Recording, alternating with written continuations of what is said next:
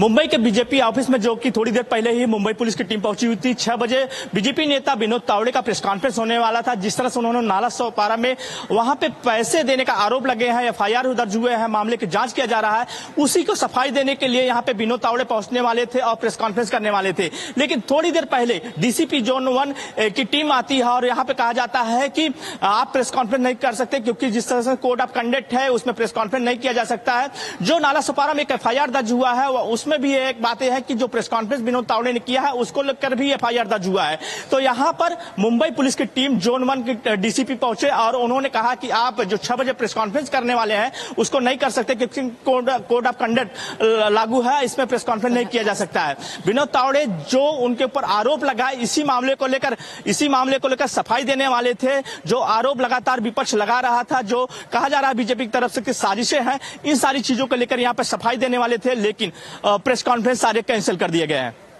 Right, Satya Prakash. Tell us more about police and what can we expect next? क्या कुछ हो सकता है? Because बीजेपी अपनी सफाई में जो है वो कह रही है कि ये सब सिर्फ जो पोल कोड ऑफ कॉन्डक्ट है, मॉडल कोड ऑफ कॉन्डक्ट है, उसको मद्देनजर रखते हुए जो है इलेक्शन कमीशन ने कंप्लेंट फाइल करी है। लेकिन अभी जो पुलिस हम देख रहे हैं इस तादाद में पहुंची हुई है, क्या कुछ यहाँ पर हम एक्सपेक्ट कर सकते हैं? क्योंकि आप बता रहे हैं कि प्रेस कॉन्फ्रेंस है वो भी नहीं होने वाली है।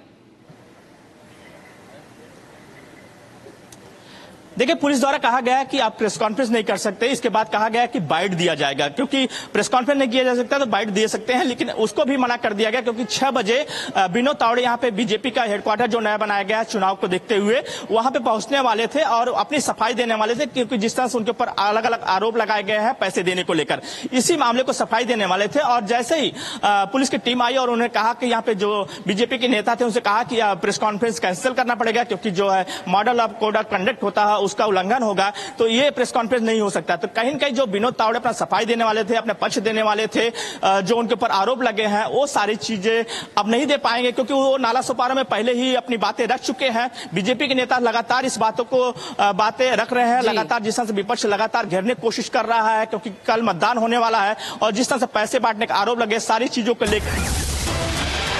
All right, viewers, we're getting in visuals from Rio de Janeiro, where the Prime Minister is holding bilaterals on the sidelines of the G20 summit in Brazil.